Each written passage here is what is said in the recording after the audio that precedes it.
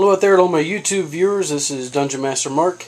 The last couple days I've had a couple people ask me about the painting technique for the cavern set. I had Dungeon Master Johnny and a couple other people email me some varying questions about how to paint those versus like the regular fieldstone floors or like the chipped floors. So I figured I would make a real quick video. This is actually going to be kind of a two-part video. The first one is going to be only on the floors itself, because painting the floors themselves for the cavern pieces are slightly different than doing the fieldstone for like the dungeons or chipped flooring or things of that nature. Which that just shows the latest piece. I actually made this one about an hour ago, and this one's clear coat just finished drying finally. Now that being said, on Bruce Hurst's website he has some informational documents on how to paint his style for the floor.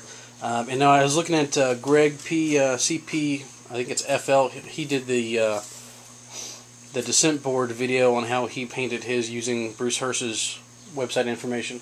Now to paint that style, to do your floor pieces and your cavern and the wall pieces, all that takes about a week altogether, because you're building your tiles, which the casting, like I said, you could easily cast all your pieces in a day. The way Bruce has you do it, he has you dip the whole piece in the paint and then kind of brush into the lines, which puts a lot of paint on the piece, and then it takes about a day or 2 days to completely dry because you're using watered down paint. And then you're going to dip it in the second paint, or you can brush on the second paint, and then you're going to do all your dry brushing and then your clear coating. So you're looking at realistically anywhere from 4 to 7 days to paint your set, which the way I'm going to show you guys, which is the way I've done my pieces, you can easily do in 1 day. Like I said, I could do probably about 20 of these, which I've actually done about 10 of them so far today, and I have a couple other ones out here sitting on the floor which are almost done. And what I did was I actually left these in the segments, that way you guys can see the process I go through. And like I said, this piece here took, from once I spray painted it black, it took about 30 minutes, and that would be, well, I shouldn't say 30 minutes, that's, like I said, it's probably actually about 3 or 4 minutes of actual painting. And it's just different layers of the dry brushing itself. Now that being said, you can easily do probably 20 or 30 of these pieces in an hour or so. Now, like I said, this is just the cavern floor pieces, based on, in that case, a SpongeBob fruit snack box or the cereal card box, which is the recycled chipboard. And that just gives you an idea, like I said, the white hydrostone plaster on the cardstock. And what I do is I build my pieces up, and I use a little bit of the Future floor finish, which by Pledge, which what you want to look for there is where it says the Future. And that particular product is the 100% acrylic, so that is the equivalent of putting, like 5 or 6 coats of clear coat on this once you're done. It does two things. One, it seals up the product really, really good. The second thing is it adds a lot of strength to your actual cast itself. So you're making this a stronger piece, you're finishing it, you're sealing the piece itself so it's not going to get any moisture or anything trapped in it. In my case, I actually dehydrate my pieces. So my pieces are extremely, extremely dry and brittle when they first get done. Now granted, they're going to suck in some moisture from the paint itself, or in this case the clear coat, and then obviously the paint, and then whatever moisture is in the air. But by using this, for one thing, you're adding a lot of strength to the product, and you're sealing it, and you're going to keep that from some corrosion later down the road. The next step is spray painting the black, which it's a little bright outside, so it's kind of hard to tell. But that is a flat black, which it's a little shinier because I actually use kind of the cheaper Walmart interior external paint. But like I said, that's, I think, like 99 cents for a can, which is extremely good value.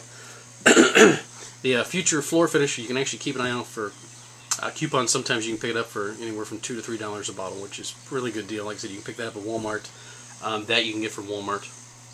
The next step is the pewter gray, which I use the apple barrel paint because it was on sale from Hobby Lobby. Depending on where you're at in your location, you might be able to have Michael's, Hobby Lobby, sometimes Walmart. A lot of the craft stores have coupons, so you can save some money there as well. And that just gives you an idea of the first coat of the gray. Next step, we use that's called maple syrup, which that's by Folk Art. Like I said, that's just a cheap little 50-cent thing of paint there. And you can see the little bit of brown highlights, and that's just a real light dry brush just to bring out some of the detail and some of the stone and add a little bit of color depth on some of the ridges there. And next, I use a cocoa. Like I said, you could use a walnut or maybe like a maple, something just a little bit lighter. It's kind of hard to tell in that piece. You can see where just a little bit of the ridges, somewhere picks out a little bit of the detail. And the next, I use a dark tan. So you can see where it picks up just a little bit more of the detail. And the secret is you want to go lighter and lighter every brush stroke. And what I'm going to do, I'm actually going to push these together real quick. There we go.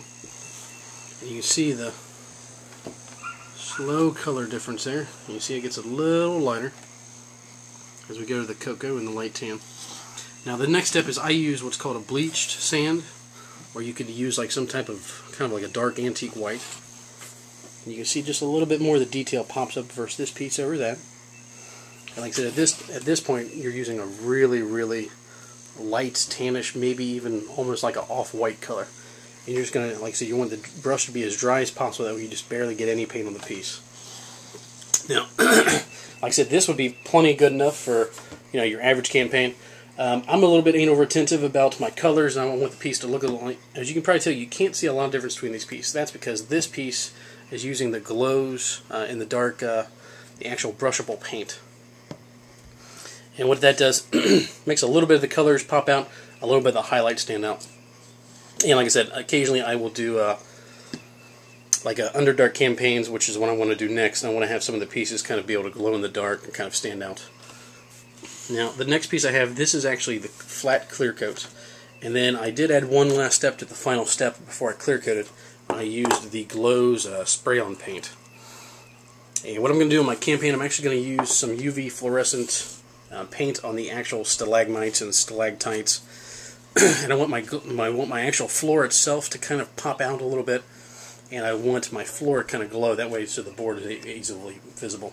Which actually I have a black light. I'm just going to hold that over there real quick, and you can see where the the floor literally glows, and you can see that versus just the highlights on that. Like I said, there's a little bit of glowing there, but not much.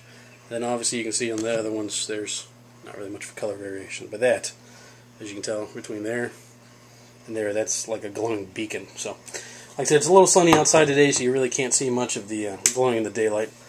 Pardon me. But this should definitely be interesting once I get this finished. Once I actually have my Underdark campaign going, I'll show a video with that in action. But that is it in a nutcase. Like I said, the cavern set, you can definitely make it for very, very cost effective. You don't have to go out and buy a couple of the 2 or 3 gallons of the paint and dip it and do the 1 or 2 weeks process of dripping the paint and doing it the long drawn out way.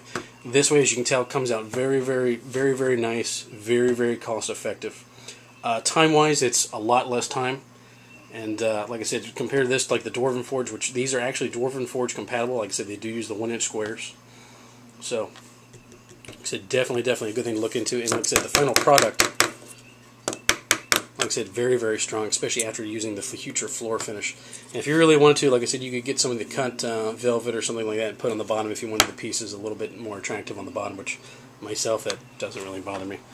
But this is Dungeon Master Mark. Thank you guys for watching, and like I said, I'll be doing another video here the next couple days.